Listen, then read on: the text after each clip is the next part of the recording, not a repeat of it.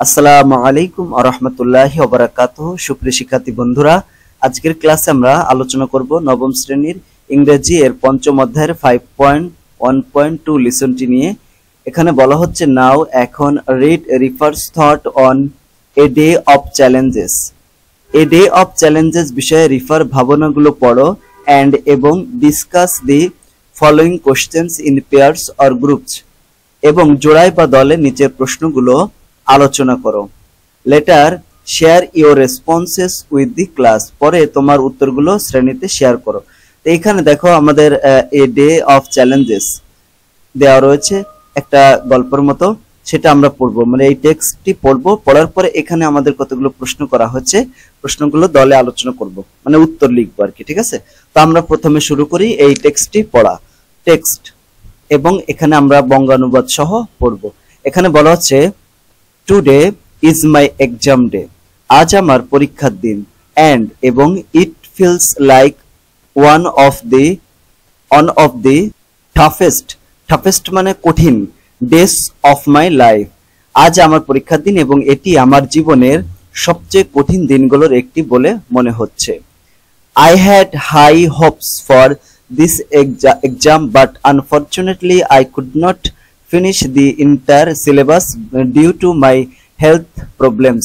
বলা হচ্ছে যে আমার পরীক্ষা নিয়ে অনেক আশা ছিল, কিন্তু দুর্বলতাবশত, আনফরচুনেটলি বা দুর্ভাগ্যবশত, আমি আমার স্বাস্থ্যগত সমস্যার কারণে পুরো সিলেবাসটি শেষ করতে পারিনি। তারপরে বলা হচ্ছে দি thing is my mother has been suffering from a high fever for a couple of days. ব্যাপারটি হলো আমার মা দুদিন থেকে প্রচন্ড জ্বরে ভুগছেন। So I couldn't bring a tiffin and bought snacks from the roadside shop. বলা হচ্ছে যে তাই আমি টিফিন আনতে না পেরে রাস্তার পাশের দোকানে থেকে স্ন্যাক্স কিনেছিলাম। Probably that caused a digestion problem and I have been in severe pain for the last 2 days. এখানে বল সম্ভবত এটি হজমের সমস্যা সৃষ্টি করেছিল এবং আমি গত দুদিন ধরে প্রচন্ড ব্যথায় কাতর ছিলাম। ঠিক আছে, it's been hard to concentrate on my studies. আমার পড়াশোনায় মনোযোগ দেওয়া কঠিন হয়ে পড়ে। on the next day, পরবর্তী দিন, পরীক্ষার মানে on the exam day, পরীক্ষার দিন, I started to go to the school in scorching heatwave. বলা হচ্ছে পরীক্ষার দিন প্রচন্ড গরমের মধ্যে স্কুলে যেতে শুরু করলাম। It was burning outside and I was desperately looking for a rickshaw. বাইরে প্রচন্ড গরম ছিল আর আমি মরিয়া হয়ে একটা রিক্সা খুঁজেছিলাম। Unfortunately, none were in sight, and with no shade probably to wait, I began to walk, thinking about the consequences of not planting trees and preserving the greenery that protects our lives. বলা হচ্ছে যে দুর্ভাগ্যবশত কোনো রিক্সা চোখে পড়ল না এবং অপেক্ষা করার মতো কোনো জায়গা না পেয়ে আমি হাঁটতে শুরু করলাম এবং যারা আমাদের জীবন রক্ষা করে সেই গাছ না লাগানোর এবং সংরক্ষণ না করার পরিণতি সম্বন্ধে ভাবতে লাগলাম। গাছ না লাগালে কি কি সমস্যা হতে পারে আর কি। ঠিক আছে, তাই by the time I reached school, আমি স্কুলে পৌঁছানোর আগেই, by the time I reached school the exam had already started. আগেই পরীক্ষা শুরু হয়ে গিয়েছিল। I was so stressed that I could not answer all the questions. আমি এতটাই চাপে ছিলাম যে আমি সব প্রশ্নের উত্তর দিতে পারিনি। ঠিক আছে, feeling unsatisfied I completed the exam and left the hall. অসন্তুষ্ট হয়ে আমি পরীক্ষা শেষ করে হল ত্যাগ করেছিলাম। While leaving I met my friend and to my surprise I noticed she intentionally avoided me. কি করলাম, যাওয়ার সময় আমি আমার বন্ধুর সাথে দেখা করলাম এবং আমি আশ্চর্য হয়ে লক্ষ্য করলাম সে ইচ্ছাকৃতভাবে আমাকে এড়িয়ে গেল। ঠিক আছে।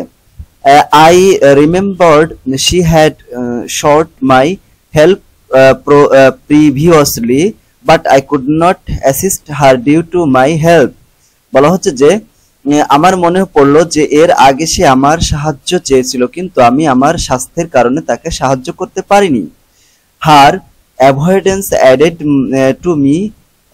to my sadness, reinforcing the belief that life is not easy and comes with many problems and that demand attention. তার এড়িয়ে যাওয়া আমার দুঃখ বাড়িয়ে দিল আর এই বিশ্বাসকে শক্তিশালী করলো যে জীবন সহজ নয় এবং জীবনে অনেক সমস্যা আসে, সেগুলো মনোযোগের দাবি রাখে। খেয়াল করে এখানে একটা কথা দেখছো, এখানে বলা হচ্ছে যে তার বন্ধুকে সে আগে সাহায্য করেছে, কিন্তু পরে অসুস্থ থাকার কারণে আর সাহায্য করতে পারে নাই, এর জন্য তার বন্ধু তাকে এড়িয়ে চলছে। আসলে বাস্তবতা এরকমই, তুমি একজনকে মনে করো 10 দিন সাহায্য করবা, একদিন তাকে সাহায্য করতে পারবা না যে কোনো কারণে, তো তোমার বন্ধু দেখো, বন্ধু হোক আর যেই হোক, তো ওই 10 দিনের কথা মনে রাখবে না, যেদিন তুমি তাকে সাহায্য করতে পারো নাই ওই দিনের কথাই সে মনে রাখবে। বিষয়টা এমনই, ঠিক আছে, সবাই এরকমই আমরা, তো এরকমই আমাদের উচিত না, এগুলো আমাদের বোঝা উচিত যে 10 দিন সে আমাকে সাহায্য করেছে, তাহলে নিশ্চয়ই আজকে কোনো সমস্যা হয়েছে, এই জন্য সাহায্য করতে পারি নাই। তা আমরাও যদি এরকম করি, আমরাও কারোর সাথে এরকম করবো না, কেউ যদি আমাদের হেল্প করে তো অবশ্যই তাকে আমরা মনে রাখবো। এরপরে কোশ্চেন গুলোর অ্যান্সার করবো। কোশ্চেন 5টা কোশ্চেন আছে, দেখো অর্থ সহ আমরা অ্যান্সার করতেছি। প্রথম কোশ্চেন আছে, why does Rifa believe life is not easy? Rifa কেন বিশ্বাস করে যে জীবন সহজ নয়? Because she thinks life comes with many problems that demand attention. কারণ সে মনে করে যে জীবনে অনেক সমস্যা আসে, সেগুলো মনোযোগ দিতে হয়। 2 number, what are the problems do you notice in her life? তুমি বা তোমরা তার জীবনে কি কি সমস্যা লক্ষ্য করো? her own health problems, তারপরে her mother's illness, তারপরে inadequate preparation for exam due to these issues, transportation challenges on the exam day, and strained friendship. তার নিজের স্বাস্থ্য সমস্যা, তার মায়ের অসুস্থতা, এসব কারণে পরীক্ষার জন্য অপর্যাপ্ত প্রস্তুতি, পরীক্ষার দিন পরিবহন সমস্যা এবং অস্বস্তিকর বন্ধুত্ব। খেয়াল করো, একটা জিনিস মনে রাখবা, সেটা হচ্ছে পরীক্ষার সময় অবশ্যই তুমি আগে যাবা। মনে করো তোমার বাড়ি থেকে স্কুলে যাইতে যদি 20 মিনিট লাগে বা আধা ঘন্টা লাগে, তাহলে তুমি যাবে 1 ঘন্টা আগে ওই দিন। এরকমই হয় আমার ভার্সিটির একদম লাস্ট যে পরীক্ষাটা, আমি কোনোদিন পরীক্ষায় দেরি করে যাইনি, কিন্তু লাস্ট পরীক্ষাটাতে আমার দেরি করেও যায়নি, কিন্তু হলের রুমটা একটু চেঞ্জ করা হয়েছিল, এর জন্য দেরি হয়ে গেছিল। পরে আমার এত প্রস্তুতি ছিল, এত ভালো প্রস্তুতি ছিল, কিন্তু ওই 10 মিনিট লেট করার কারণে আমার মনের ভিতরে এমন একটা ভয় বা এরকম একটা বিষয় কাজ করতেছিল যে পরীক্ষায় ভালো করে দিতে পারি নাই, ভার্সিটি শেষ পরীক্ষাটা এরকম। তারপর 3 number, do you face problems like Rifa? If so what are they? তুমি কি রিফার মতো সমস্যার সম্মুখীন হও? যদি হয়ে থাকো সেগুলো কি কি? I get stressed with exams and sometimes health problems. হ্যাঁ, আমি পরীক্ষা এবং কখনো কখনো স্বাস্থ্য সমস্যা নিয়ে চাপে থাকি। So how do these problems affect you, your family and your friends? এই সমস্যাগুলো তোমাকে, তোমার পরিবার এবং তোমার বন্ধুদের কিভাবে প্রভাবিত করে? Family worries and friends might feel let down if you cannot do things together. পরিবার উদ্বিগ্ন হয় এবং চিন্তিত হয়, উদ্বিগ্ন হয়, এবং বন্ধুর হতাশা বোধ করতে পেরে যদি তুমি একত্রে কিছু করতে না পারো। হ্যাঁ, রিফার বন্ধু এমনকি তাকে এড়িয়ে গিয়েছিল কারণ সে তাকে সাহায্য করতে পারি নাই, তাই বলেছে Rifa's friend even avoided her because she could not help her before. তারপর 5 number, how do you solve this problem? তুমি এই সমস্যাগুলো কিভাবে সমাধান করো? I try to take care of myself, take of family and friends and manage my time better. Communication is the key. আমি নিজের যত্ন নেওয়ার, পরিবার এবং বন্ধুদের সাথে কথা বলার এবং আমার সময়কে আরো ভালোভাবে পরিচালনা করার চেষ্টা করি। যোগাযোগ হলো মূল বিষয়।